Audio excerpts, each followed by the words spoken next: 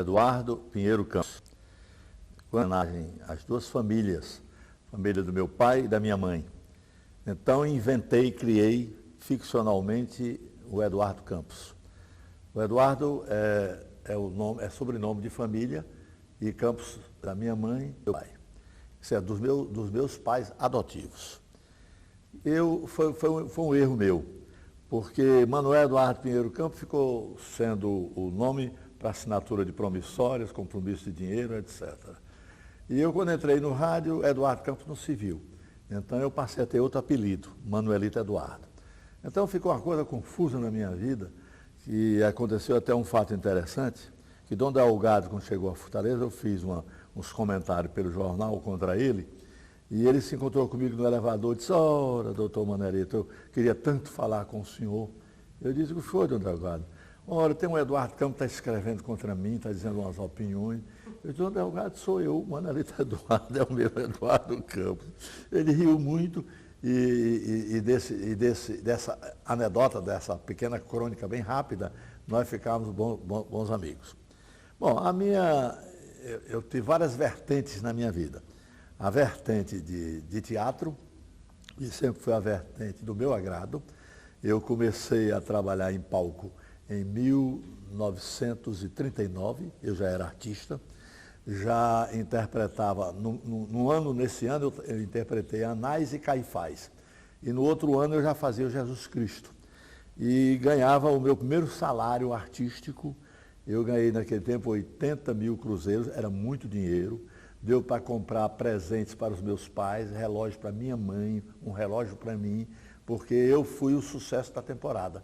A temporada as representações decorreram ao longo de toda uma semana. Vamos situar onde era isso. Era onde é hoje o Teatro Universitário. Naquele teatro eu iniciei a minha vida. Aquele teatro pertencia ao Educandário Santa Maria. E eram 400 mulheres e eu entrei lá por obra e graça do Espírito Santo, e eu era um dos 40 moços que trabalhavam lá. Mas não havia constrangimento nenhum, e nós, quando não estávamos fazendo o teatro propriamente dito, nós fazíamos pastorio, esses espetáculos assim, mais ou menos religiosos. Essa é a vertente. A outra vertente é rádio, que uma coisa é quase assemelhada. Eu entrei na Ceará Rádio Clube em 1944, no dia 4 de setembro, e não mais saí de lá. E fiz toda fiz do rádio uma profissão, assumo esta profissão, gosto de ser locutor, gosto de falar, e me dá realmente uma compreensão muito grande dos problemas e da maneira de ser. Bom, a vida de teatro, ela teve um prosseguimento. Nessa vida de teatro, eu me destaquei, fiz umas peças de teatro, construímos um teatro em São Gerardo, o Teatro Escola Renato Viana, onde nós representávamos. Nós representávamos 56 peças não só nossas, escritas por mim, eu cheguei a escrever 8 nessa época. Depois as rasguei, porque elas não mereciam ser lidas, eram peças fracas dentro da minha compreensão e talvez da compreensão dos outros. E posteriormente, então, eu repeguei ou resgatei essa minha vocação e comecei a escrever outros espetáculos, Deserdados, o Demônio e a Rosa, depois veio a peça-chave do meu carro-chefe, que é o Morro do Ouro, a Rosa do Lagamar, e por aí eu fui. Antes eu escrevi para a dona Nadir Papo Saboia, no Teatro Escola, já era outro Teatro Escola, e ela também foi muito bem sucedida com as minhas peças. Ela ganhou vários prêmios em Pernambuco, aqui em Fortaleza, no Rio Grande do Sul. Então ela era encantada comigo e eu passei a ser assim o autor da companhia. É péssimo, porque você começa a escrever por obrigação, você praticamente não tem uma inspiração. Fica a diretora se metendo, a dona da companhia: não, eu faço um papel para mim, não, eu quero esse papel. Essa coisa é muito desagradável. Mas, em todo caso, fazia parte do jogo naquela época e eu aceitei o jogo. Depois eu fiquei mais independente, foi quando entrou a fase do Morro do Ouro, que é a fase que eu acho a fase gloriosa da minha vida, passando por uma fase que é muito estudada ainda aqui em Fortaleza, quando eu fiz o teatro experimental, o teatro O Demônio e a Rosa. Esse foi um espetáculo muito parecido com o Vestido de Noiva do Nelson Rodrigues, muito parecido mesmo. E eu posso até dizer que eu fui influenciado por ele, porque eu assisti Vestido de Noiva no Rio de Janeiro e aquela maneira de fazer teatro batia com a minha inspiração, com a minha maneira de fazer teatro. Porque em teatro eu não fui só o ator, o escritor, o dramaturgo, mas fui também o cenógrafo, eu pintei cenário, eu fui o iluminador, eu fui o homem de pintar as tabuletas, de ter quem fazia as tabuletas de anúncios naquele tempo, fazia essas tabuletas, as tabuletas eram colocadas em vários pontos da cidade. Lá no Alagadiço, quando nós fazíamos isso, em São Gerardo, Alagadiço é a terminologia antiga, nós fazíamos as tabuletas e elas eram postas na matriz, na igreja, da paróquia, eram levadas para o Otávio Bonfim, ficava como um anúncio e eu as pintava. E isso foi uma experiência muito boa para mim, porque eu aprendi artes gráficas e parece que eu tinha uma tendência que acabei entrando para jornal e no jornal eu vivia mais na oficina do jornal do que propriamente ali do lado, o lado de escritor. Eu, em 1943, quando se produziu aqui, se organizou o Congresso em Poesia, eu me incorporei ao Grupo Clã. Nós éramos eu e o Arthur Benevides. O Arthur Eduardo Benevides tinha uma tendência para a poesia e eu a tendência para o teatro. E nós entramos.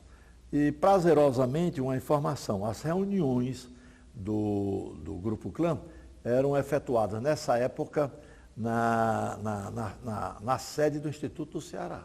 Era lá que nós nos encontrávamos, era cedido pelo presidente do Instituto do Ceará, e nós íamos lá conversar literatura e fazer.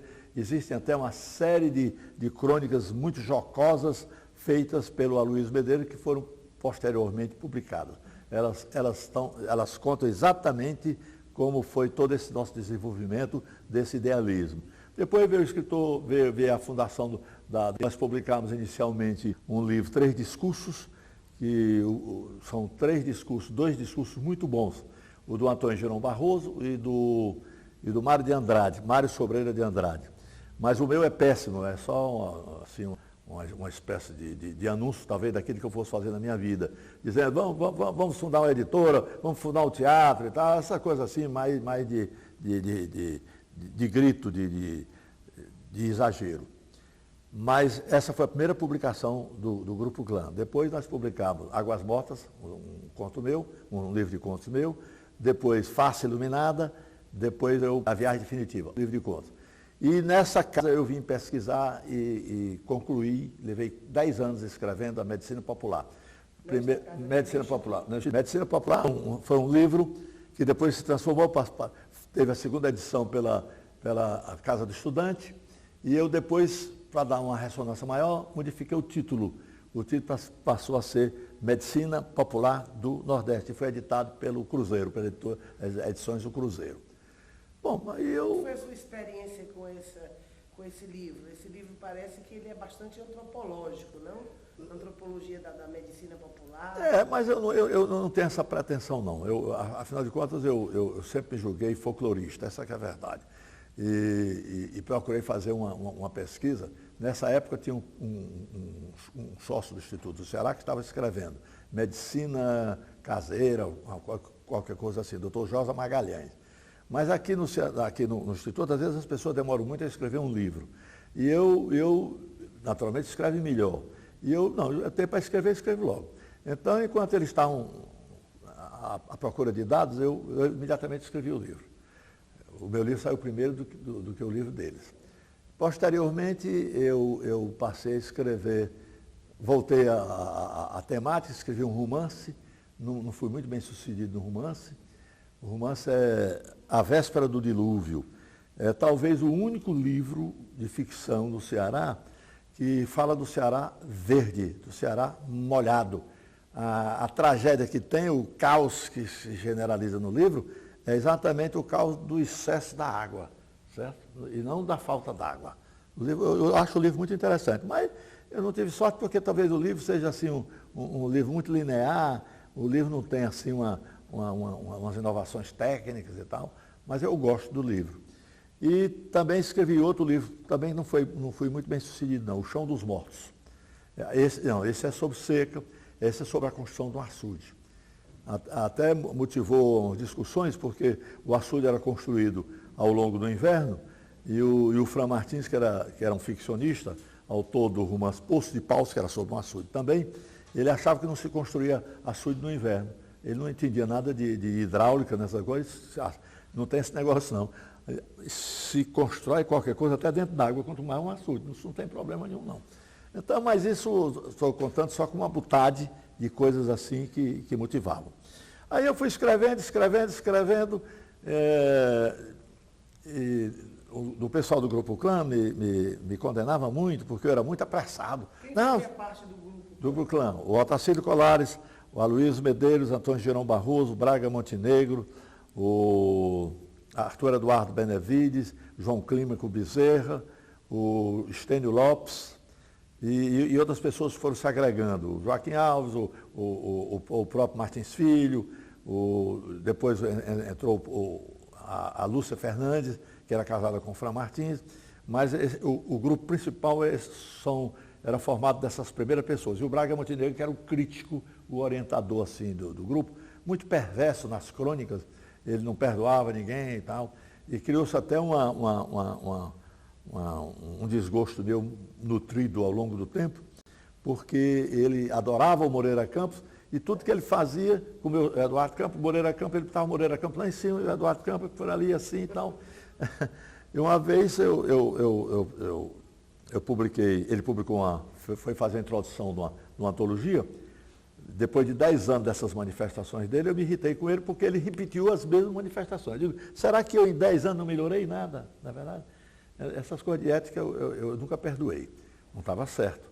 Eu acreditava que devia ter melhorado. Mas no final da vida dele, ele foi trabalhar comigo na Secretaria de Cultura, eu fui secretário, ele trabalhando comigo, e lá ele fez uma crônica, uma apresentação muito boa para um livro que eu tenho, que foi premiado pelo governo do Estado, ele tirou o prêmio de ensaio, o A Viuvez do Verde. É um negócio só sobre seca, mas é uma verdadeira, quase uma poesia, é uma pretensão, é um livro pretensiosamente poético falando sobre a seca. Desde quando ela vem, quando ela chega, essa coisa que se instala, toda. Eduardo, o Grupo Clã tem uma fama de quebrar com a estética do bem comportado, da linguagem bem comportada, é verdade? Não é verdade, não. Nós tínhamos um purista, um homem erudito como o Braga Montenegro, nós tínhamos o Estênio Lopes, que sabia escrever muito bem, escrevia com muita seriedade. Eu é que me permitia imitar um pouco o Mário de Andrade do Sul, que era muito, muito meu amigo, e ele me orientou muito, fazia umas cartas incentivando o que eu fazia, e eu achei que devia fazer mais ou menos como ele dizia. E nisso eu cometi alguns pecados, falando assim um português muito no gerúndio, um português condenável. Depois foi que eu fui me acertando, fui melhorando, procurando escrever melhor. E hoje eu acho até que escrevo até bom, bem certinho, acertadinho. Mas naquele tempo não. Mas não havia isso não. O Aloysio Medeiros era um poeta comunista, marxista, mas muito decente, na semântica dele, muito, muito correta. O Antônio Girão Barroso era um inocente útil, desses poetas que a gente parece que é um anjo que anda no meio da rua, e ele também sabia escrever português. Todas as pessoas sabiam escrever bem. O Otacílio Colares, esse era professor, inclusive, de português, escrevia bem. Não havia esses princípios, não. Aliás, nós sempre nos colocamos dentro de uma conduta de escrever bem. Tanto que eu fui muito condenado por esse veso que durou pouco, 1 ano, ou 2 anos, ou 3 anos, ou só durou durante 1 ano, que foi talvez na face iluminada. E quando passou essa fase aí, eu procurei também acertar o passo, procurei aprender português, procurei escrever. Aprender português não é o que você pode pensar, ir atrás de gramática, nada disso não. Aprender português é ler os clássicos, ler aquelas pessoas que escrevem melhor e que nos davam exemplo.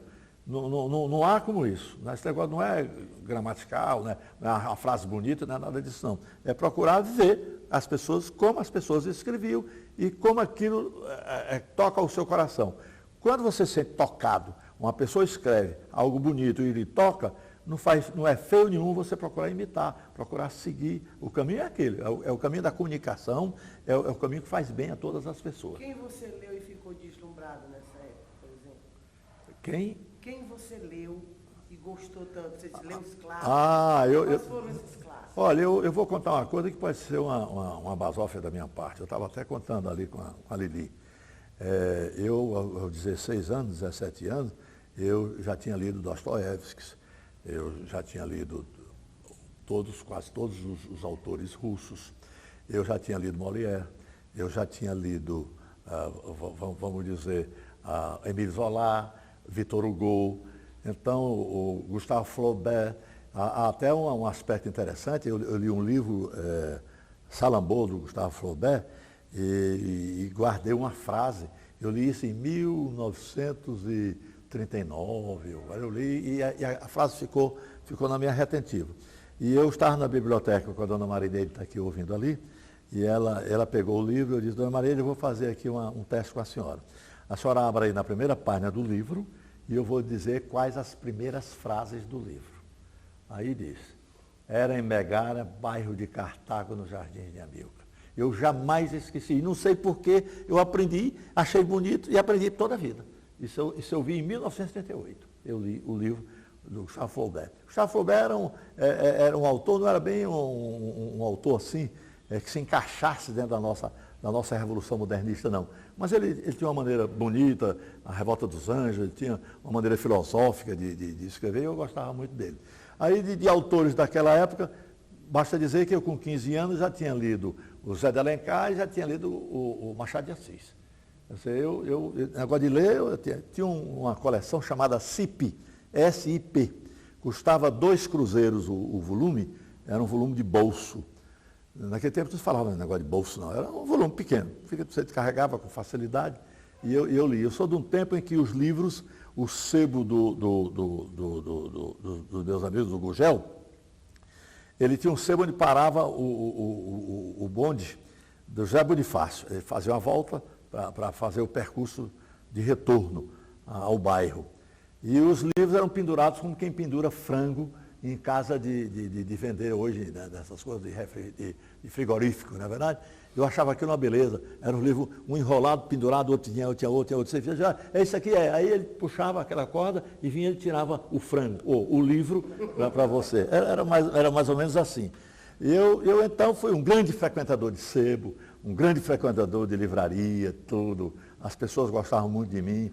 Eu até conto uma história que os irmãos Gugel, eles eram muito desconfiados, tinha o mais velho e tinha o mais novo. E eu, quando comecei a chegar lá, tinha uma primeira sala, uma antessala, assim, uma espécie de um hall, onde tinha umas vitrines e uns livros, e depois passava assim para o corpo, os fundos da livraria.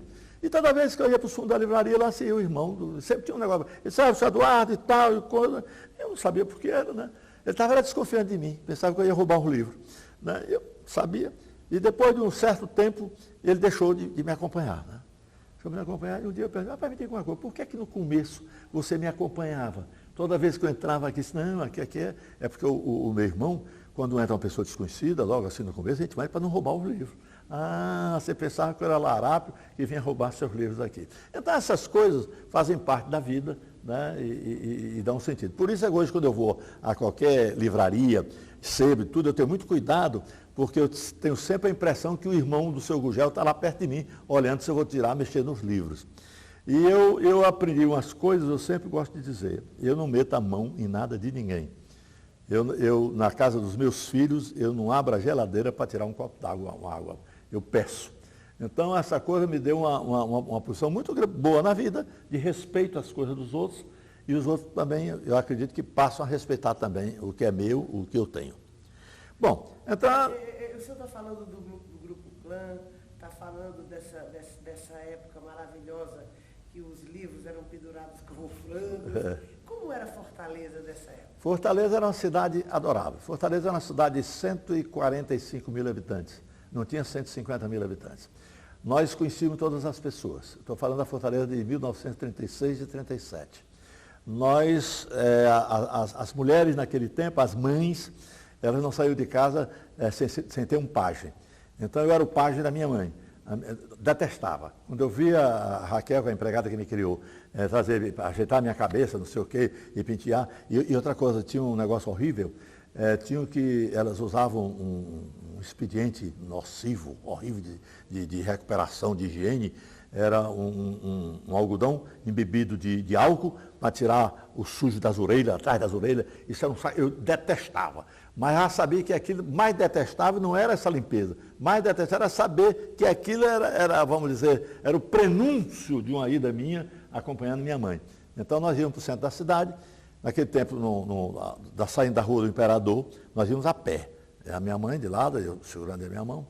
Então houve uma vez, eu já estava com 13 anos mais ou menos, eu era o pajem da minha mãe, e nós tínhamos um ricaço na família, o Vicente Eduardo Espíndola, irmão da minha mãe que me criou, da Isabel Eduardo. E ele se encontrou, ele era muito religioso, e por isso é que ele era assim uma espécie de conde, de bispo da família. Todo mundo adorava, porque o homem era tudo, era na casa dele, não sei o que, padre, não sei o que, era com ele mesmo. Bom, aí ele vinha, parou, Isabelzinha, a nome da minha mãe, quem é esse menino aí? Aí eu disse, é o Manelito. Quantos anos ele tem? Aí eu, diga aí, meu filho. Aí eu tenho 13 anos. Aí ele olhou para minha mãe, sabe assim? Bote logo esse homem para trabalhar. Olha, eu tive uma raiva. Nunca me esqueci dessa interferência indelicada da parte dele de querer que eu fosse logo trabalhar e fazer as coisas. Bom, isso é só para mostrar o que era essa Fortaleza. As pessoas se encontravam com muita facilidade. E o bom da Fortaleza era o almoço de domingo na casa dos tios, porque as pessoas mais adoráveis na nossa vida naquela época eram as primas. Todo primo namorava prima. Tinha prima loura, prima de trança, prima de morena, de cabelo curto, tem de todo jeito. E era uma beleza, nós vimos, eu não sei, aquilo era um verdadeiro piquenique. Então se juntava lá no Prado, eu falo Prado porque era onde tinha o campo de futebol. Exatamente, eu assisti. Uma beleza, em 36 mais ou menos, ou 35, só tinha uma arquibancada, a raia por onde corriam os cavalos era ao redor do campo. E davam-se corridas, partidas antes da partida de futebol, jogavam um tempo, parava, o tempo do intervalo não era de 10 minutos, era de 15 minutos, para dar oportunidade a mais 2 partidas aí, e era assim, e era uma beleza. E a música tocando, tinha uma banda de música tocando, era um negócio meio afrancesado, mas eu não sabia o que era afrancesado não, mas todo mundo dizia e eu achava que era. Muito delicado, muito bom, ótimo. E o mictório, se descia, o mictório atrás. E era uma beleza, a gente moça descia para fazer xixi, atrás lá do mictório, era um passeio que se dava. Depois subia lá para assistir as coisas. O jogo de futebol e as corridas de cavalo. Houve até um incidente uma vez, isso nunca me saiu da cabeça. Havia uma égua chamada Farnum. E essa égua, ela era campeã, e ela um dia ganhou, tirou o primeiro lugar e saiu desembestada, ela foi estripada, caiu em cima de porque o campo era cercado de varas de sabiá, de um cercado de sabiá. E então ela morreu, né? Como é que tem um nomezinho? Pela estaca. E eu vi o camarada chegar, achei aquilo horrível. Você tirou uma pistola, chegou no ouvido do animal e abateu. Eu nunca me foi um negócio, foi o assassinato mais grave, fora os assassinatos da Raquel, que era profissional, era a matadora de galinha, de frango na região. Todo mundo contratava a Raquel, porque as donas de casa. A Raquel é o seguinte, mas deixa eu contar agora do frango, da galinha. E ela botava uma banca danada. Não, é porque era a matadora profissional. Então, batiam palma na porta, o que é? Dona Isabelzinha, nós queremos falar com a Raquel. O que é? Aí a Raquel já ficava lá de cara feia. Não, é porque lá em casa nós vamos comemorar, é o aniversário de sei de quem, nós vamos matar um frango, uma galinha, não sei o quê, e a mamãe não sabe matar e queria que a Raquel fosse lá matar. Aí a profissional, a Raquel ia para lá, faca molada, aquele negócio, botava embaixo do braço uma bacia de ágata, né? Ágata branca, não é verdade? Para parar o sangue. Negócio. Era um ritual parecia voodoo, aquele negócio, tem um negócio assim, desse negócio assim, mas era um negócio encantador. A Raquel, ela foi a minha enciclopédia, foi a minha universidade. Eu não invejo a universidade aqui, federal, nem nada, não invejo não.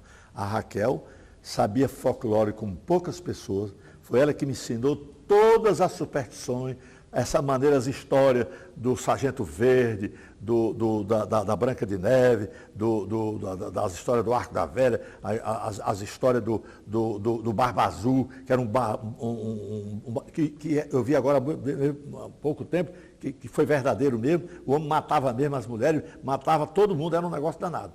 E eu fiquei do compadre Folharal, do boneco, do macaco que dava um bigado, a mulher vendendo guloseimas, balas numa cesta, e o macaco ia roubar. Então eles fizeram uma espécie de estátua de um boneco de cera de abelha, e o boneco, o macaco, quando ia se agarrando, e acabava preso. Histórias deliciosas, histórias de uma inocência, de uma coisa assim tão boa. As pessoas se reuniam nas calçadas, na nossa rua, no começo era rua de areia. Isso era uma coisa horrível, um desconforto danado. Onde é que você mora? Na rua do Vereador, nas areias? Nas areias, porque nessa rua não tinha, o fio de pedra não tinha o calçamento. Então nós éramos muito humilhados, né? Depois veio, isso foi uma festa. No dia que chegaram aquelas lajes do fio de pedra, nós passamos 2 ou 3 meses correndo, fazendo trem em cima daqueles fios de pedra, depois armaram.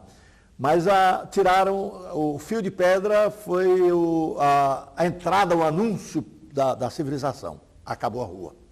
Porque nós depois descobrimos, quando fizeram o calçamento, na rua não se podia mais soltar balão, não podia mais fazer a fogueira de São João, não podia mais soltar peteca, a peteca de cabelo de milho, da palha de milho. Faziam-se umas rodas de 20, 30 pessoas jogando peteca, todo mundo. Era mulher, menino, homem, todo mundo velho, todo mundo participava daquilo. Aquilo era uma beleza. O meu pai de criação chamava-se João, e o balão mais bonito que nós fazíamos não era Viva São João, era Viva João, porque era em homenagem a meu pai. Houve um balão tão grande que nós fizemos que houve necessidade de pelo menos 15 ou 20 homens ou 20 pessoas abrir a boca do balão para se acender a mecha e o balão solto. Naquele tempo não havia proibição, era tudo livre, não havia maldade, nada podia cair por aí, não havia incêndio não. Depois inventaram essa coisa de incêndio, foram proibindo e acabou-se toda. Eu vi às vezes muito amargurado, a primeira fogueira artificial elétrica que eu vi, tinha uma decepção danada, achava aquilo horrível. Bom, a Raquel, quem era a Raquel? A Raquel, só mostrar um detalhe, estava chovendo forte, muito forte, chuva torrencial. Aí a Raquel pegava um terço, ia lá no santuário, aquele santuário, parece que eu estou vendo, de cedro, o desenho dentro era de petit pois, cheio de estrelinhas, assim, daquelas coisinhas em azul branco, uma beleza. Ela tirava o terço e saía, e a minha mãe, mulher, o que é que você vai fazer? Eu vou acabar com essa chuva. Pegava a bacia, botava o terço dentro e botava a bacia no meio do quintal. A senhora vai ver como vai acabar a chuva. E não é que acabava mesmo. A chuva não demorava mais, daí a chuva. Então essas coisas, o que eu aprendi na vida de folclore e de tudo que eu fiz foi nessa vivência. A Raquel sabia tudo, a Raquel era inteligentíssima, a Raquel lá em casa acabou me criando, acho que criou até minha mãe, porque ela acabou sendo assim uma espécie de governanta. A voz autoritária lá da casa era dela mesmo. Ela e sabia ler, sabia escrever. Naquele tempo se vendia, não havia ainda rádio, estou falando 35, mesmo 34, na rua não tinha ninguém com receptor de rádio, a não ser o doutor Nazareno Pires, que era diretor da escola de agronomia, e ele tinha um rádio daqueles antigos, o rádio separado, o alto-falante era em cima e o rádio embaixo. Bom, mas lá em casa não existia isso. E a Raquel, ela fazia, e eu agora me perdi, não sei, eu estava contando... Sobre a Raquel sabia ler e escrever. Sim, não havia novela de rádio, essa coisa. Então a novela de rádio naquele tempo eram os fascículos que um cidadão, à moda galego, ele vinha carregando numa mala, ele passava de 15 em 15 dias na porta, batia palma, abria a mala e dizia o que tinha e vendia, em vez de vender fazenda, essas coisas, ele vendia fascículos. Então tinha duas espécies de fascículos. Tinha o fascículo mais adiantado, né? Não tem negócio de mais adiantado hoje, tinha, e o outro mais atrasado. A minha mãe comprava o mais adiantado e a Raquel também acompanhava uma história mais atrasada. Todas duas. A patroa e a empregada compravam, e depois de mais 15 dias o homem passava, ela trocava, era uma beleza. Então eu fui um menino muito feliz, um menino criado só, eu não tinha, eu fui separado da minha mãe legítima, quando morreu meu pai, eu perdi o pai legítimo aos 4 meses de idade, e a minha convivência foi só, e eu tive que me organizar só na vida. Mas nunca fui gregário, não, nunca fui separatista, nunca me excluí, não. Eu sempre participei de tudo. Agora, uma vantagem muito grande, eu nunca fui de fazer artimanha, eu nunca fui de quebrar vidraça, eu nunca fui de empurrar uma pessoa idosa, eu nunca fiz nada. Eu quero que acreditem, que vejam a minha vida dentro dessa simplicidade, porque eu sempre fui assim. Eu nunca fui um mal educado, não. Eu sempre fui muito bem educado. A minha educação, eu às vezes até sou grosseiro com as pessoas indevidamente, porque isso eu aprendi depois de idoso. Mas na minha juventude, eu aprendi a respeitar os mais velhos, a respeitar os mais novos, era assim. E lá em casa, então, era uma casa, como nós morávamos perto do cemitério, né, naquele tempo... O almoço do dia de domingo, você me contou, como era? O almoço, meu Deus do céu, o almoço, a inevitável cavala, imposta, frita, cavala frita. Uma vez eu escrevi isso no livro e o Braga Montenegro anarquizou. Cavala frita, isso é motivo, e é motivo de romance até internacional, a cavala frita é um prato excelente. Ele achou que não era uma beleza de cavala frita. A cavala frita era arrumada naquele tempo, não, cebola não, peraí, não, tomate, bem cortada em cima, assim, bem, lá. E aí a cebola, aquela cortada em linha, em tira, na verdade, em cima, fica bonito. Esse era um prato. O outro prato, inevitável em qualquer coisa, era o prato de macarrão. O macarrão era vendido num pacote comprido, o pacote tinha mais ou menos uns 70 centímetros, o pacote azul. Então, quando nós vimos uma pessoa assim, como era aqui, é um pacote de macarrão e tal, o apelido porque a embalagem do pacote era azul. E todo mundo que vestia azul era um pacote de macarrão. O pacote, então era um apelido naquele tempo. Bom, então, era esse outro prato, era o baião de 2, isso não faltava nessas horas. As fritadas, nunca vi gostar de tanto de fritada, Ave Maria. Fritada de camarão, não sei onde arranjava tanto camarão. E o peixe já disse que era cavala, mas tinha outro peixe também que se usava muito lá em casa. Geralmente esses peixes eram usados como terapia, realmente. Um era o cangulo, que dizia que dava uma sustentação, uma sustância, como se diz, às pessoas, e tinha muito fósforo, servia para o cérebro. Então dizem que o meu pensamento é muito bom, porque eu comi muita sopa de cangulo, da cabeça do cangulo. Eram 2 peixes que passavam vendendo a biquara, que a biquara tinha que ser com a boca bem vermelhinha, porque se não tivesse bem vermelhinha não prestava. Então disse que ela começava a arrupiar ou arrepiar, ela começava a soltar. Era então, vendida em porta da casa? É na porta da casa. O cidadão vinha na Embericica e vendia. Bom, Lá em casa, eu não conhecia panqueca, essas coisas, só quando eu me casei que eu fui conhecer panqueca. Eu não sabia o que era panqueca. Lá nós comíamos mais, era tapioca. A Raquel fazia umas tapioca, ela fazia umas tapioca, ela jogava as tapioca, você até achou isso, eu escrevi no livro, que eu tinha a impressão que a tapioca ia sair voando. Ela se levantava, é exagero meu. Ela subia, mas caía bem direitinho, porque ela não tem as pessoas, já viram em cozinha, né, fazia um negócio, joga, né, e para com a mão, pois aí ela jogava aquilo, e eu caía aqui bem direitinho. Certa vez você me contou, uma passagem que eu fiz, até hoje eu imagino como é que isso devia ser. E você botava umas músicas, curtia, ia para a praia ali perto, praia do Náutico. Era verdade. E a música que você escutava era jazz. Era mesmo, é verdade. Conte um pouco para essa turma que está aqui, esse momento tão enebriante. Que jazz era esse? Quem tocava? Se você lembra da música, você pode solfejar essa música. Olha, eu sei não, é um negócio, faz muito tempo isso, mas eu vou lhe dizer. Eu antes de me casar, nós fomos morar Esse negócio parou aqui? Ou foi? Parou por causa do barulho. Rapaz, então precisa abrir umas portas aí, porque daqui a pouco eu morro aqui. Sim, mas... Não. É descer no botão mesmo, não é não? Nesse botão? Se ligar fica muito ruim. Tá bom, vai ficar assim.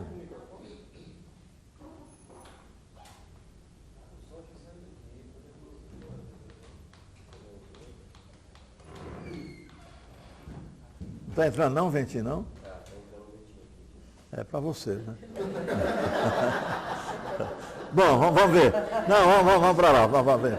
Bom, o que é que você quer? O que é que você quer? Essa passagem que você ficava ouvindo jazz, descia de calção para Não, nós tínhamos, naquele tempo era Sleep Lagoon, eu não sei bem inglês, era numa época do Tommy Dorsey.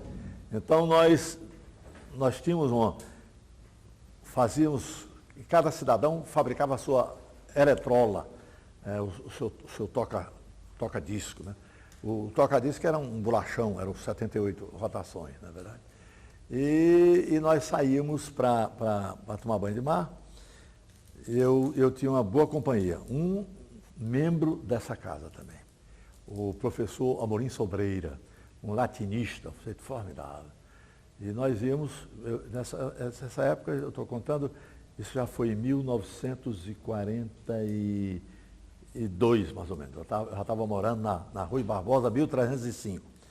Nós íamos lá e o professor Ézio Pinheiro, professor de Química, professor de Matemática e de Física. Então nós íamos para a praia e a mulher do Lindenfeld, nesse tempo ela não estava nem namorando ainda, e ela ia conosco também. A gente ia a pé, saía da Santos Dumont a pé até a praia do Ideal Clube. Nós ficávamos lá. E o Benedito, que era o ex-bedel do Liceu do Ceará, ele tinha uma tasca, um quiosque, uma tasca mesmo, um negócio bem arrebentado mesmo, quase na beira do mar, onde ele fazia um peixezinho frito que nós bebíamos com cachaça. Isso era muito bom. Ela também bebia, ela ainda está viva aí, a dona, eu estou procurando o nome dela assim, o Ézio e o nosso amigo Amorim Sobreiro. Amorim Sobreiro era um homem, olhe, vocês não queiram saber, vocês não conheceram bem o Amorim Sobreiro. É uma capacidade, um homem de inteligência, ele sabia quase todos os Lusíadas de cor. O Lusíadas de cor. E nós ficávamos lá bebendo e ele recitando. Era um negócio meio romântico. E depois é que eu soube da importância dele. Os melhores livros, os livros raros, os livros mais significativos que a Biblioteca Pública Menezes Pimentel tem, foram vendidos pela viúva do Amorim Sobreiro. Ela vendeu essa biblioteca, eram 5.000 volumes, ele deu mais 1.000 volumes de agrado, ela deu. E nesses 5.000 volumes, pelo menos 1.000 volumes são de obras em latim, de pesquisa, de direito, o Código Justiniano, tem tudo que se imaginar, de primeira classe, que lá nunca existiu na Biblioteca Pública, nem existiria se não fora o trabalho que ele fez. Eu não sabia que ele era tão importante. Obras caríssimas que ele tinha. E foram vendidas lá. Graças a Deus foram bem vendidas. Bom, ele era o que? Escritor? Ele era professor. Professor e entrou aqui, latinista. Ele era professor de Direito Romano da Faculdade de Direito. Muito bom mesmo. Eduardo, uma coisa que eu queria lhe perguntar que tem se repetido em algumas entrevistas que nós temos feito com o Gisafran, hoje com o Montenegro, no nosso olhar sobre essa documentação que tem aí, sobre a vida do Barão de Studat, essa questão dessa fortaleza cristã, em contraposição a uma fortaleza efervescente de ideias. Como é que você vê isso aí? Olha, eu tenho a impressão que os autores naquele tempo não eram bem contestadores, não. Cada um ficava no seu nicho. O Barão tinha a parte religiosa dele, e eu não conheço nenhum documento dele pretensiosamente ou assintosamente contra isso ou contra aquele outro. Ele preservava o ponto de vista dele. Era religioso, e os religiosos naquele tempo eram terrivelmente intransigentes, todos eles, né? Eram carolas mesmo, frequentar a igreja e tal. E hoje aqui nós temos um colega aqui, não estou falando mal dele, pelo contrário, estou elogiando. É o Pedro Cisnando. Ele vai à missa todo dia. Vai tanta missa que agora está com problema no menisco, no joelho, e vai se operar. Claro, não, está certo, mas é verdade. Né? Então, essas coisas nós temos que respeitar, não é verdade? E ele é uma pessoa aberta, que conversa claramente nos assuntos. Ele não é aquele sujeito que fica situado no ponto de vista dele e que não tolera, né, que as pessoas discutam. Né? Não, eu honestamente não sei. Eu sei que havia um confronto ideológico, mas esse confronto aspiado, em razão de estar, nessa época, foi quando começou em Fortaleza a aparecer o que eu chamo de movimento social operário, com o Severino Sombra, com a Legião, os legionários, que eram uma espécie de integralistas, essa é a verdade. E em contrapartida, havia a fundação dos operários católicos, não é verdade? E o Barão de Studat dava um incentivo todo o tempo e começou, como ele não podia, não era bem dessa faixa social, ele começou a incentivar a parte mais religiosa. Então, a fundar as entidades, as confrarias São Vicente e Paulo. Talvez ele tenha fundado umas 30, 40 ou 50, por aí assim. No estado todo. No estado todo. E isso era tão importante que no livro dele, datas, né, de fatos, não é verdade? Ultimamente, o último volume, a cada mês, pelo menos, tem um registro de 2 ou 3 fundações. Eram fatos importantíssimos, pelo menos para ele. E ele impingia isso. Também. Nós não fomos tão religiosos assim, não. Nós vendemos. Que nada. Olha, eu sou de uma geração de homem que ia para a igreja para ficar do lado de fora da igreja, ninguém nem entrava, rapaz. Os homens ficavam do lado de fora, as mulheres é que entravam. Era assim. Eu não conheço, não. Raramente. Homem dentro da igreja, Maria, isso era um milagre. Os homens ficavam no patamar, ficavam patamar, né? No patamar, ficava lá todo mundo conversando. Até eu ficava lá. Não entrava, não. Quer dizer, eu não acredito, não. Naquele tempo, a religião católica, e eu não sou antirreligioso, não, eu estou contando as coisas dentro de uma observação minha. Ela atraía muitas as pessoas, porque ela era num tempo que não tinha rádio, não tinha televisão, o cinema não era para todo mundo, o teatro também ficava distante. Então, a própria procissão era um espetáculo. Era um desfile onde as pessoas não poderiam faltar. Vamos dizer, as concentrações religiosas também. Quem é que não gostaria de estar no meio daquele pessoal cantando? Mas era tinha mulher bonita, mulher feia, mas estava todo mundo lá já unido. Era uma beleza, não tinha outro lugar, não. Não tinha. E outra coisa, foi nessa época que floresceram as quermesses no Ceará. Essa fase de quermesse precisa ser um dia resgatada. As quermesses estão patrocinadas pela igreja, os leilões, tudo isso nós perdemos. Perdemos por quê? Era isso religiosidade? Não, não era religiosidade, não. Isso era uma maneira da igreja, como a igreja, aqui no Ceará, no século XVIII, no século XIX, final do século XIX, levava até zabumba, instrumento de couro, bateria para tocar dentro da igreja para fazer festa. Essa é a verdade. E qual foi a sua relação com Natanael Cortez? Tá bom, essa aí você perguntou bem. A minha... É água? Não, está bem, ainda aguento. Vá. Um pouquinho, Paulo. Um pouquinho está certo. Vocês querem? Eu fico constrangido, não tem para todo mundo. Você que está aí na verve. É o seguinte, eu já contei isso, mas isso faz parte da história. Sogro, né? Meu sogro. Meu sogro era da Academia Cearense de Letras e eu não tinha entrado ainda na academia. Eu tinha publicado uns livros e no encerramento na comemoração, no culto religioso da igreja presbiteriana que foi posta abaixo, foi vendida, que nunca devia ter sido vendida, essa é que é a verdade.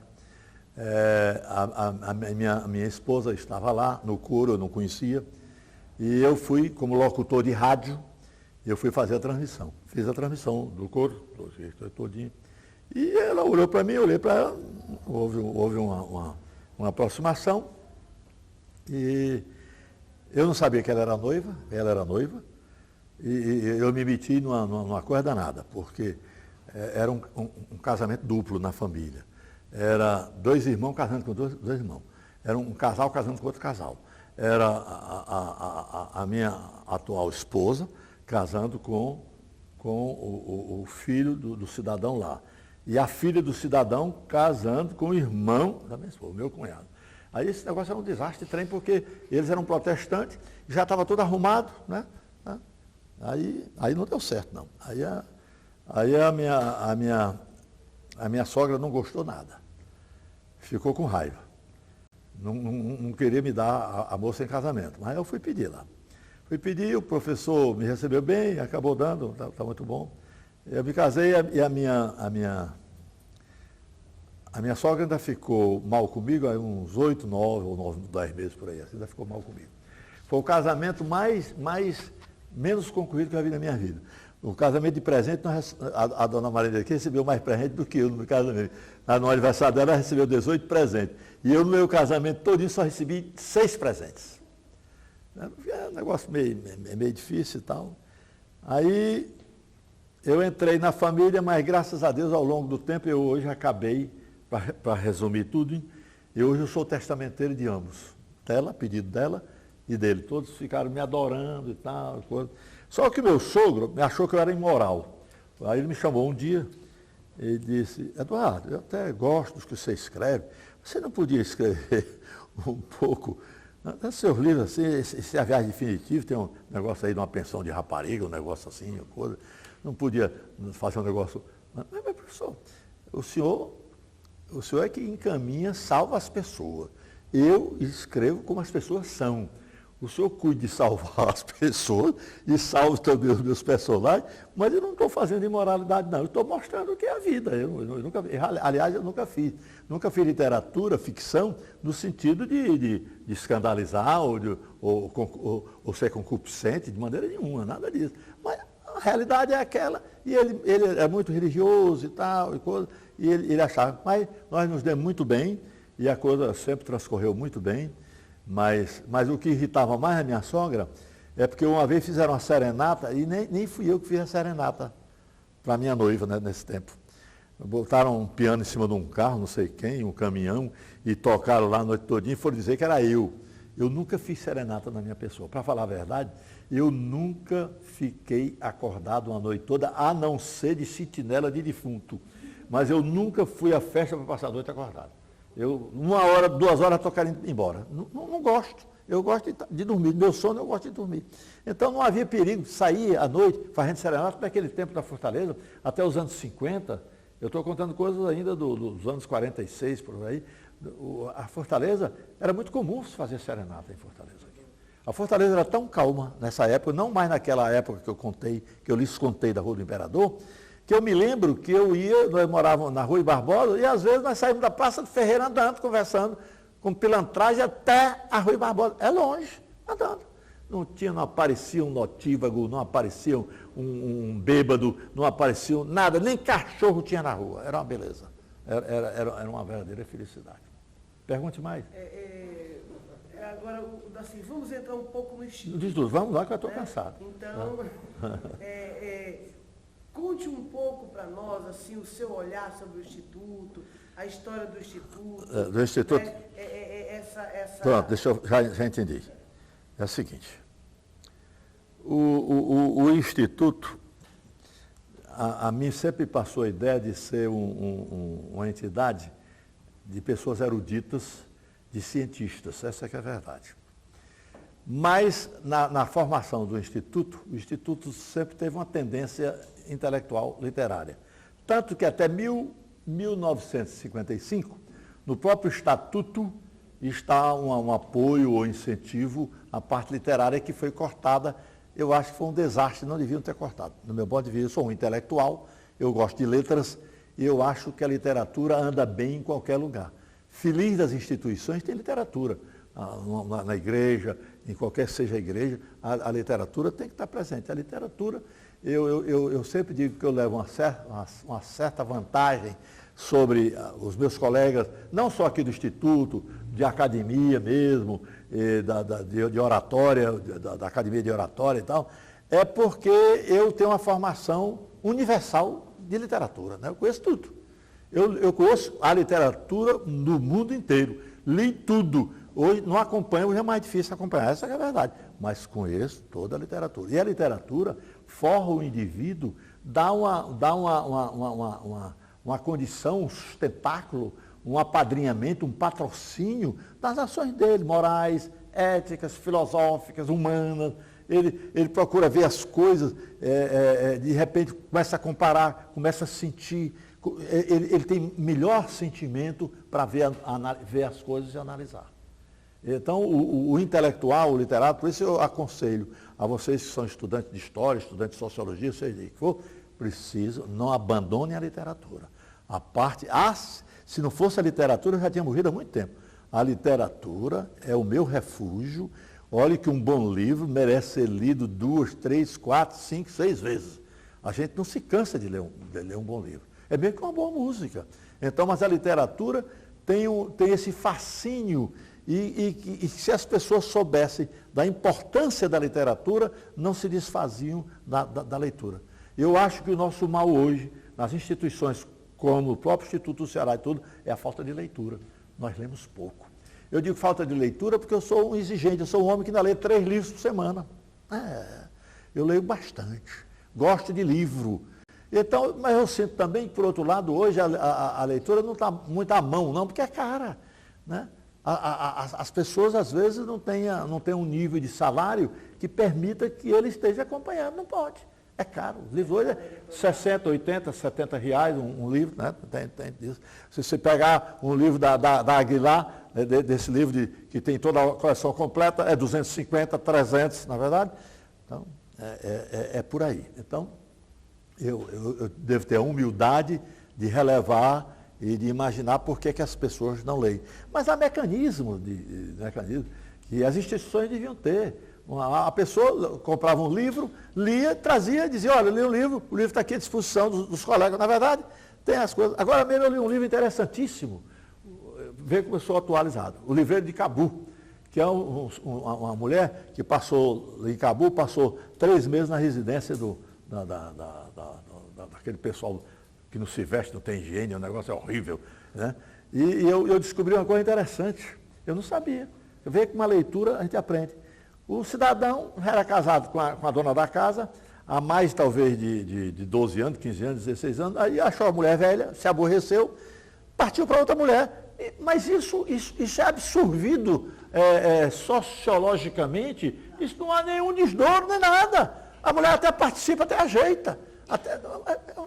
Então, Se eu não fosse ler, se eu não fosse compreender, na verdade, então... Seria um absurdo, né? Pronto, então você precisa compreender, você precisa estar realmente em dia com todos esses fatos, na verdade.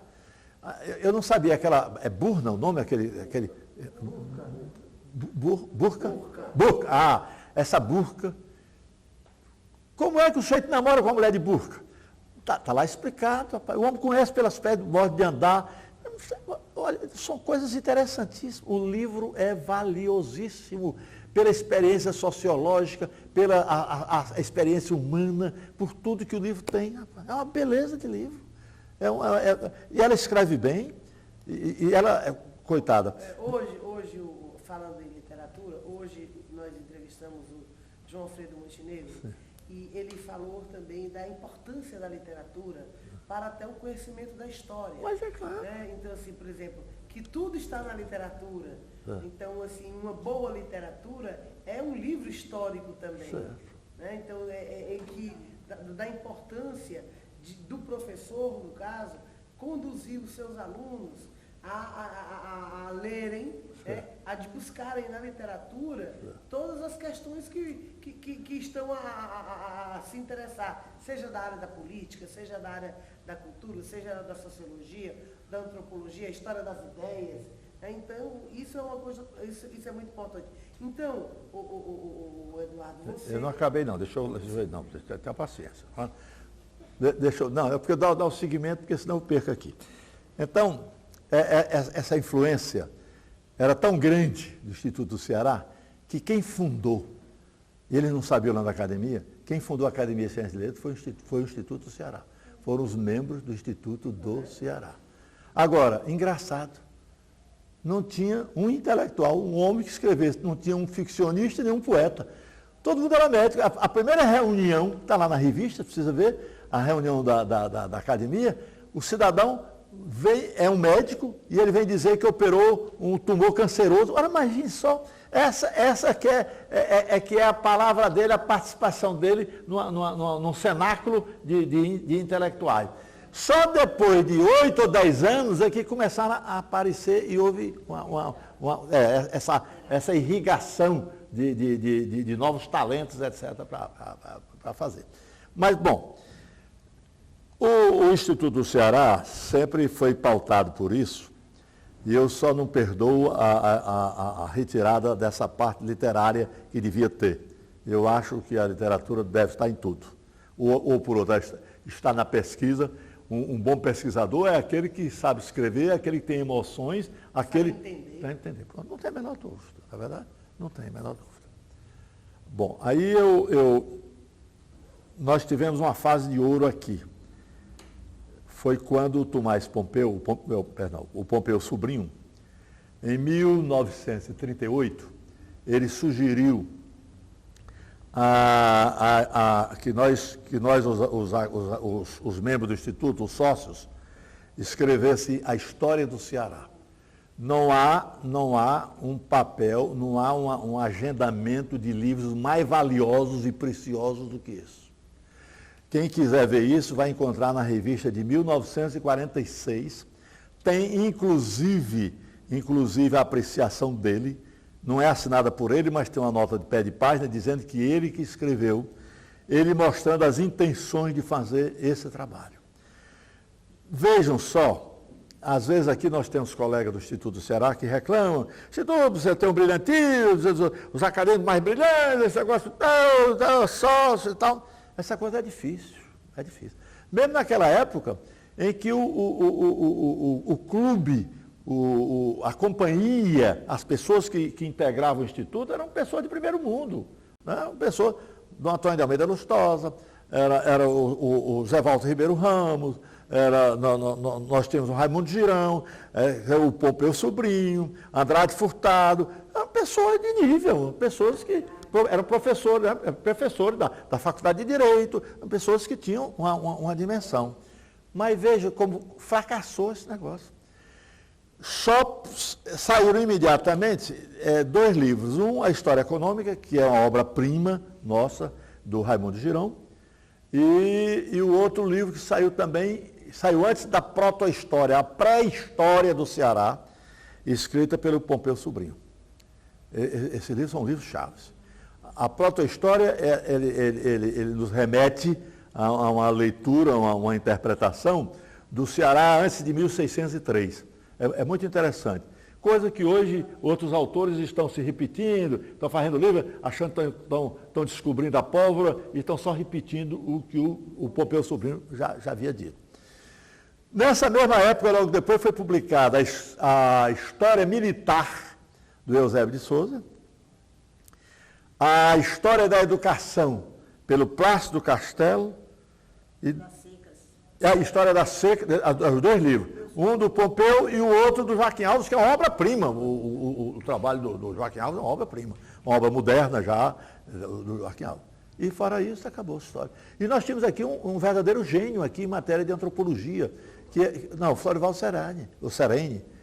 E ele não escreveu, as coisas são difíceis. São 26, são 26 monografias, deveriam ser 26 monografias. Tinha monografia para a história sanitária, a história política, a história econômica ele fez.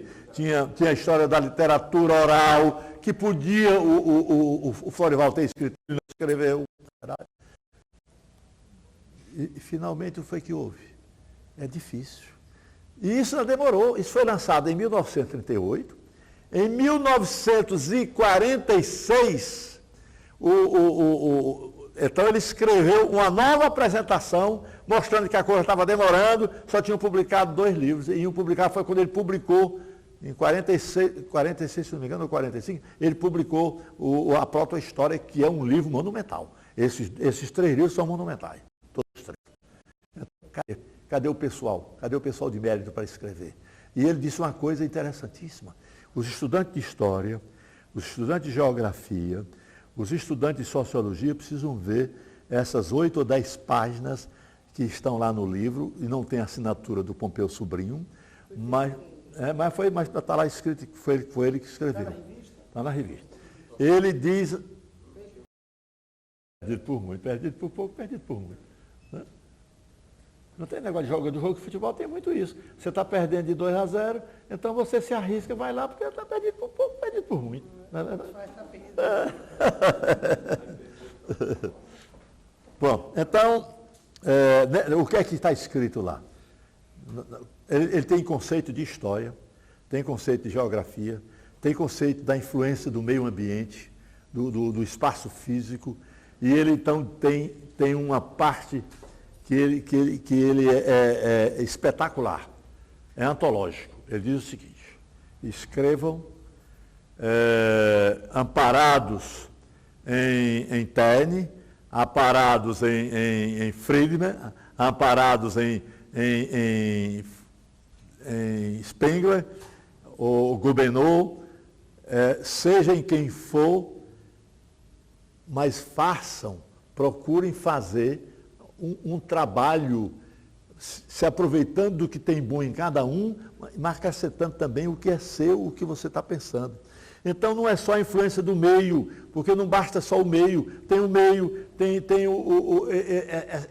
ele até fala que o espaço geográfico, é um cenário, o espaço geográfico é um teatro, é um palco. Agora, nesse palco entram todas as emoções, entra tudo. Entra também a história, entra as emoções, entra a religião, entra tudo. Então, eu acho uma beleza o trabalho dele. Fala em Hegel, fala em Kant, diz que entra em tudo, aproveite tudo, mas contanto que faça. Isso é uma pepita de ouro. É mesmo, no livro, eu acho. Que outra pepita de ouro, ou pepitas de ouro, nós podemos encontrar? Não, nesse trabalho, tudo que ele ensina é muito bem preparado. Merece ser visto, merece até ser transcrito depois e ser avaliado. Eu não sou historiador, eu sou um cronista do cotidiano, mas faço uma avaliação da coisa como deve ser feita mesmo. Me entusiasmou o trabalho dele. E ele deve ter tido desculpe, agora fiz igual o pessoal da televisão, torce e pede desculpa. Eu tive uma decepção muito grande ele teve uma decepção muito grande porque ele pensava que ele era cercado, eu estou maldando, cercado por cientistas e tudo, não era. E que todo mundo, não, tá bom, não, que todo mundo ia escrever, e que era fácil escrever, não é verdade? Não, tá bom, obrigado. E você sabia que antigamente, nessa época, o leque tinha uma linguagem amorosa, sabia? Não, espanhola sim. Não, mas tinha. O leque botava na boca, era para ser segredo. Pois é. É um símbolo. Pois é. E como também arrumar o lenço arrumado no paletó também. Todo moço arrumava lá, para cima dizendo uma coisa, para baixo dizia outra coisa. Era desse jeito. Eu nunca fui dessas coisas não, porque eu fui um conquistador barato. Bom, vamos lá. Sim. Então, o Instituto do Ceará, às vezes as pessoas reclamam aqui que há pouca frequência. Eu sinto muito, porque eu vejo estudo e tenho a impressão que não, a frequência é essa mesmo, não tem nada de pouca frequência não. Isso ao longo do tempo, a frequência foi exatamente essa. Não, obrigado. Em 1958, por exemplo, a frequência era de 6, 7 membros do Instituto do Ceará. E ao longo do tempo nós nunca tivemos uma frequência maciça, não. E todo presidente e toda pessoa da diretoria sempre reclamou, mais gente, mas não tem. Não há multidões para as coisas de espírito, não há multidões, de maneira nenhuma. Para as coisas de fé, da fé, há. Mas as coisas assim, de querer literatura, teatro e tal, isso não, é meio difícil. E sempre tem aqueles, eu acho que no Ceará se ajusta muito o preceito bíblico dos 300 gedeões. Nós somos sempre os mesmos em todas as partes. Frequentamos as mesmas partes, casamento, batizado, nós vamos pensando que vamos encontrar gente diferente, é a mesma coisa. Está lá, não, é o mesmo negócio. Nós somos os 300 gedeões. Lançamento de livro. E então, a mesma coisa. Então, o pessoal do Instituto do Ceará, como também da academia, a academia é um pouco melhor. Eu me queixo muito, digo. O Instituto do Ceará, ao longo do tempo, eu nunca vi o Pompeu Sobrinho numa festa literária. Eu nunca vi o Pompeu Sobrinho numa peça de teatro do Zé de Alencar. Eu nunca vi também Renato Braga. O pessoal frequenta. O cientista não frequenta. Pelo amor de Deus, vocês estão estudando, mas estude para frequentar. Não vão, porque eu sou erudito, sou não sei o quê. Não, é preciso frequentar. A cultura é tudo. A cultura, claro, não pode ficar sem participar. Não vão a nada. Mas não é de hoje, não. Sempre foi assim. Sempre foi assim. O pessoal que frequentou mais teatro, mais espetáculo, foi o pessoal do Grupo Clã. Eu vou dizer os nomes. Fran Martins, Moreira Campos, o Braga Montenegro, o Aloysio Medeiros, todo o pessoal, fazia aqui Totacílio Colares, todo mundo participava. Mas, pode olhar, Congresso de Poesia, o Congresso de Escritores do Ceará, se tem 4, 5 membros do Instituto do Ceará ou da Academia, eu corto a minha cabeça. É por ali assim, é pouca gente. Pouca gente. Bom, eles não se animam para essa coisa. Então, é preciso mudar isso. Nós devemos ter um empenho todo especial de participar. Sem essa participação, nós não conseguimos nada. Bom, o Instituto do Ceará passou muito tempo porque não é que nós sejamos acomodados. Nós tínhamos aqui uma maneira de viver, uma maneira um pouco diferente. E eu trago uma experiência, eu sou muito irrequieto, na verdade. Eu vou até contar aqui um detalhe. Quando eu ia à igreja da minha mulher, hoje eu não vou mais, mas quando eu ia, e quem pregava era o meu sogro, e depois passou a pregar o Elni, e eu já sabia tudo aquilo decorado. Eu para não ficar em dúvida e não ficar sofrendo, magoado, achando que estava perdendo meu tempo, eu levava um livro para ler. Eu comprei um livro, descobri um livro desse tamanho. Eu estava na palma da mão aqui, a minha mulher lá com a Bíblia dela e eu aqui lendo. Eu lendo. Eu sempre fiz isso. Isso é para mostrar que eu sempre fui de leitura. Eu gosto de leitura. Eu gosto de ler. E é por isso que eu invento as coisas, porque você só faz vendo. Eu não posso criar uma coisa que eu não sei, na verdade. Eu tenho que ter essa minha tendência à inventiva, à criatividade. E aqui chegando, eu vi que precisava fazer algumas coisas. E eu tenho, naturalmente, uma retaguarda boa, eu tenho uns amigos, as pessoas que me admiram, umas pessoas que me ajudam. Isso facilita muito, né? E eu arranjei recursos. Eu precisava de dinheiro no começo, eu não conhecia o homem da Souza Cruz, mas eu tenho um amigo que me adora. E eu disse, rapaz, eu precisava de um dinheiro, uns 50 e tantos mil lá com o homem da Souza Cruz. Não, eu vou jantar com ele e eu peço para você, não tem problema não. No outro dia, eu jantei com o homem disse, podia até falar para a secretária dele que o dinheiro estava garantido. Então, essas coisas também é preciso ter não é prestígio, é estar envolvido numa esfera de conhecimento, como eu conheço vocês, né? Conheço a Lili, né? Essa coisa, nós nos metemos em várias coisas, né? E isso faz parte do negócio. Eu estou dentro de teatro, né? Eu estou dentro de artes gráficas, eu sou presidente de sindicato que discuto com os gráficos, eu discuto com jornalistas, eu discuto com os radialistas, com o pessoal de televisão. Então, essa coisa toda, já fiz televisão, fiz rádio, fiz teatro.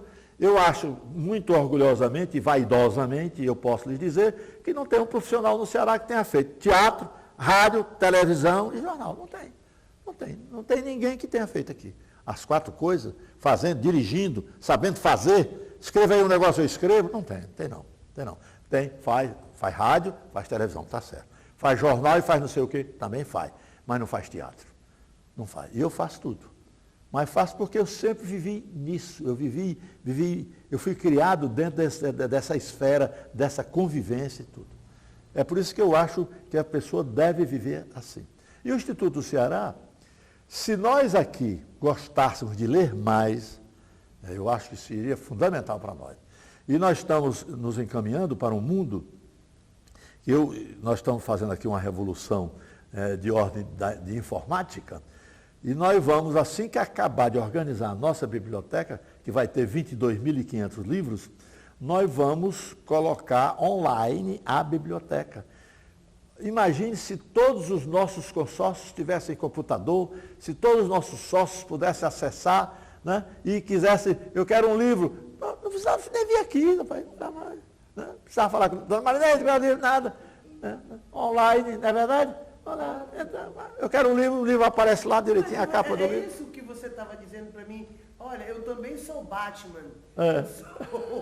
Como é que é isso? É isso que é ser Batman? Eu acho que deve ser, sei lá. Assim, eu não sou só aquele, como é que você fala? A Homem-Aranha. Eu sou Homem-Aranha, eu sou do tempo do Homem-Aranha. Pois eu subo parede também, faço essas coisas, né? No sentido de modernizar. Mas olha, porque quando eu estive no estrangeiro, quando eu fui à Alemanha, e eu esteve em Berlim, eu vi coisas que aqui não tinha ainda. Quando eu voltei com o sentido de informática. Foi quando eu passei a usar o computador. Isso faz tempo, isso foi antes de 1900, foi depois de 1980. Foi em 86, 87 que eu fui à Alemanha.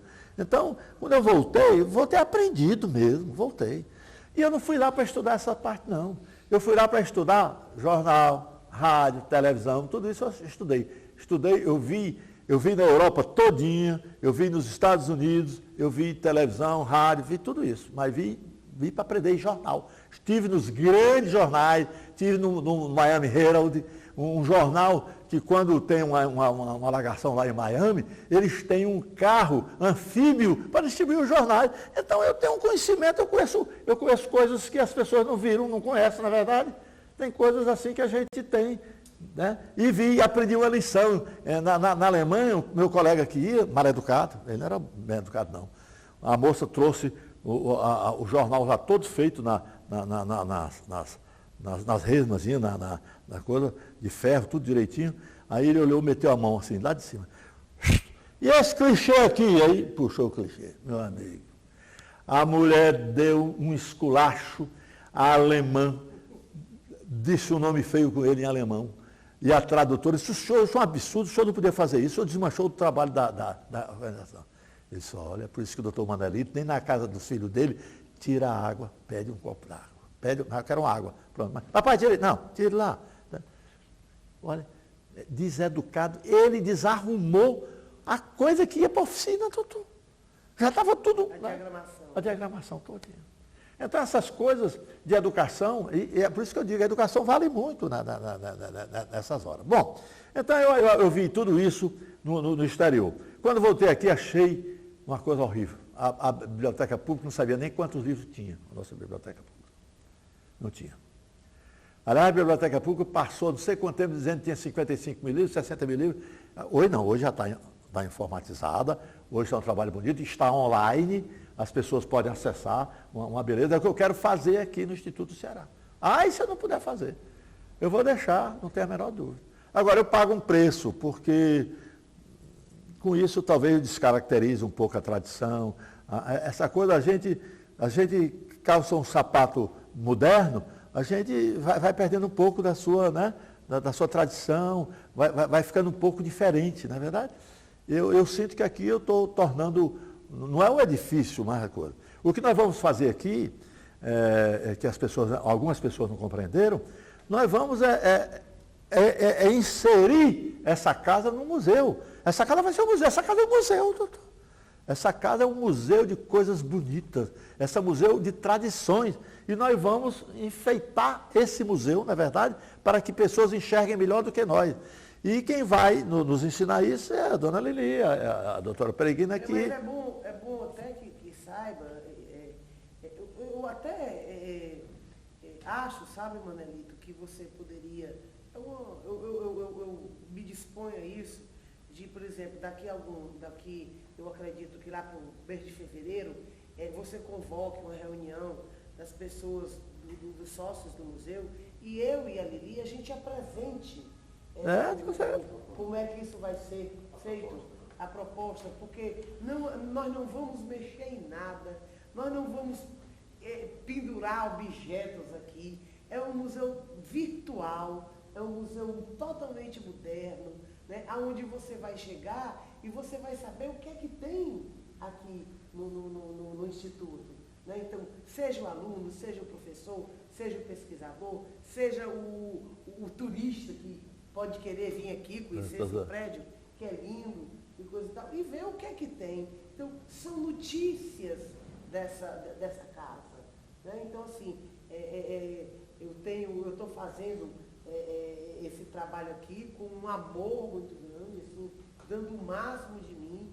A Lili, que é uma pessoa assim, talentosíssima, né, assim, e uma pessoa muito fina, e ela é uma poeta do estético, né, então, e sabe o que é melhor para cá. Absolutamente nós queremos aqui fazer qualquer desarmonia. O nosso papel aqui mas nós vamos chegar lá. De realmente produzir um trabalho legal e tendo o maior respeito às pessoas dessa casa. Né? Sem em nenhum momento querer ser agressiva com alguém ou querer chocar alguma pessoa com uma coisa que não tenha nada a ver. Né? Tudo que nós estamos fazendo aqui é totalmente adaptado a esse clima de preservar esse patrimônio que é essa casa.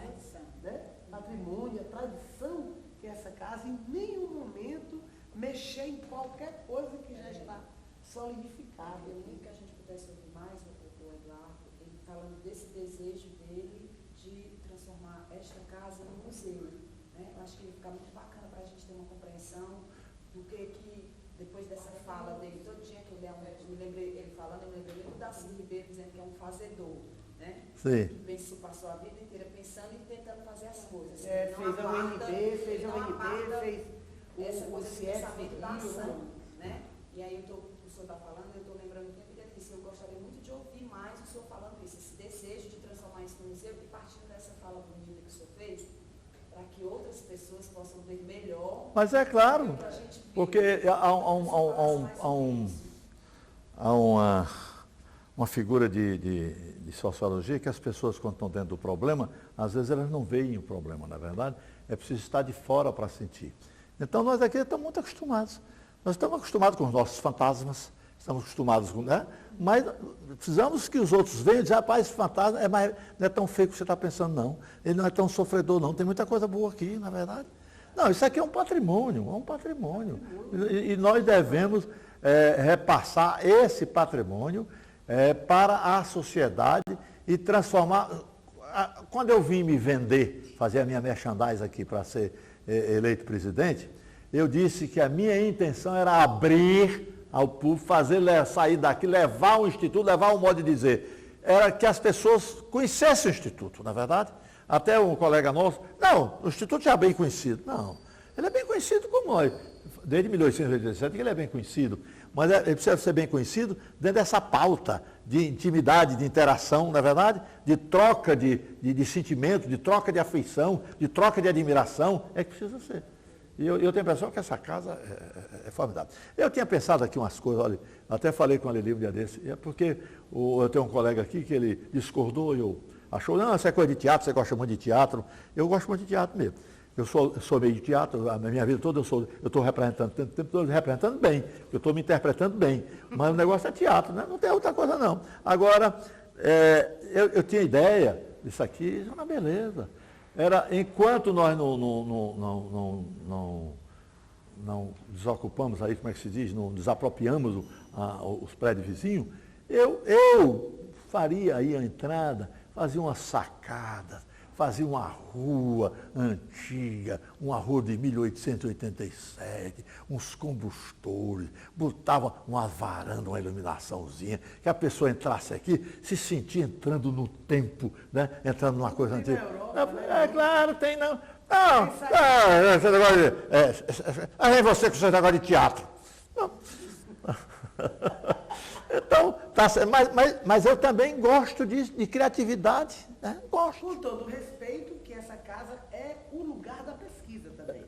Exatamente, claro, não tem a menor dúvida. Fundamentalmente o lugar da pesquisa. A partir daí é que as outras coisas deverão vir. Claro, não tem dúvida nenhuma. E outra coisa, nessa palestra eu quero apenas dizer, estão altamente comprometidos aqui, aqueles que me ouvem, e principalmente a dona Lili, e a professora Peregrina. Todas as duas, eu gosto de todas as duas, amo todas as duas, são minhas amigas, eu gosto, foi amor à primeira vista, eu sou um cidadão que eu gosto das pessoas, eu vejo, gosto a vida toda. Eu não gosto para desgostar, eu gosto para gostar.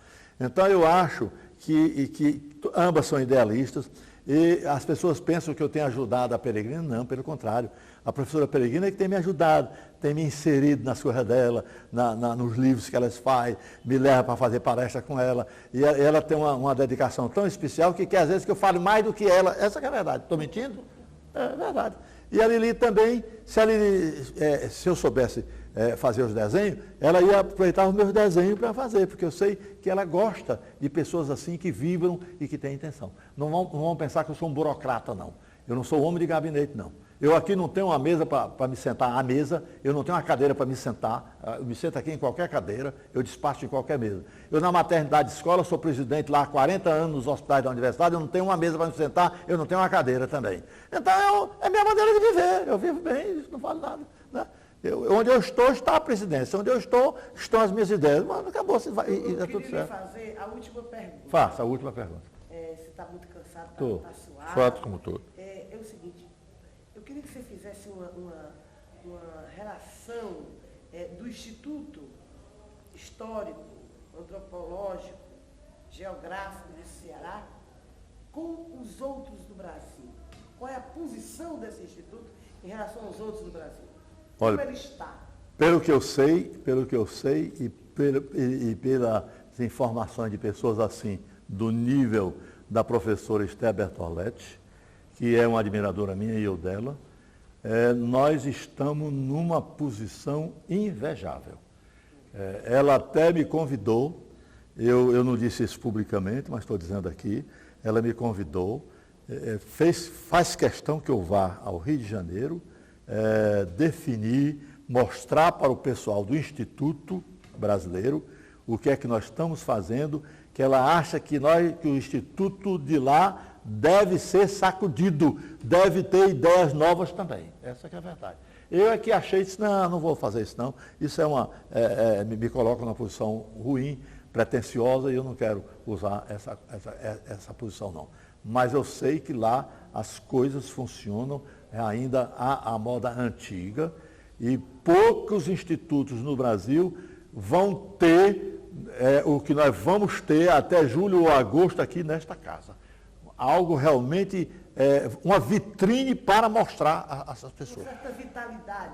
Nós temos aqui, tem. O que nós fizemos aqui, eu digo, não sou eu não, nós todos fizemos aqui. Os poucos que trabalham, não são todos que trabalham não, essa é a verdade, mas os poucos que trabalham já fizeram muito. Essa casa tem um corpo de funcionários maravilhosos. Maravilhosos. Tá aí, vocês dois são testemunhas.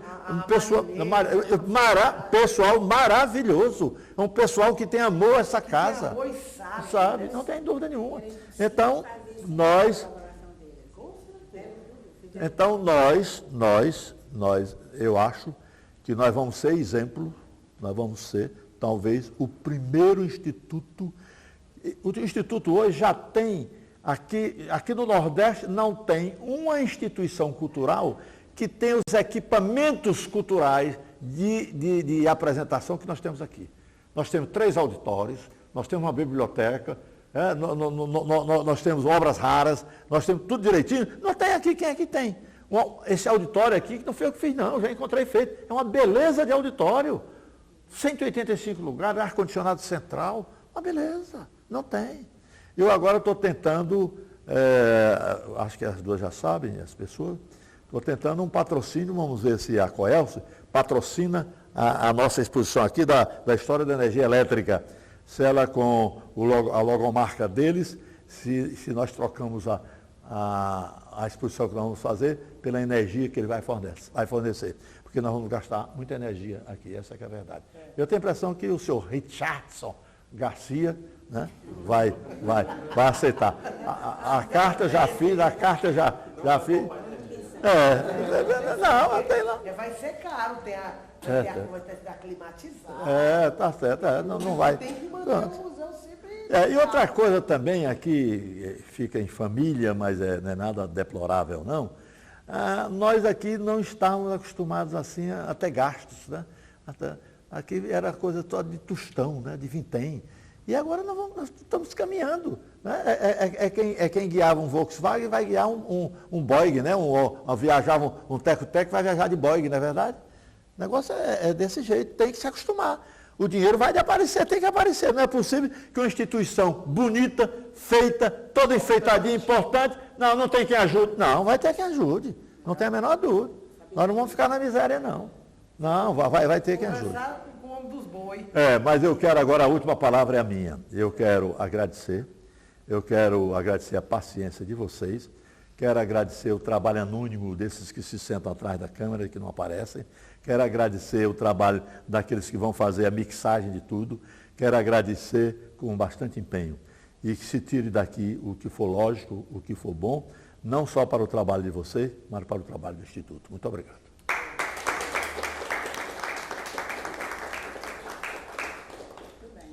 Tá bom?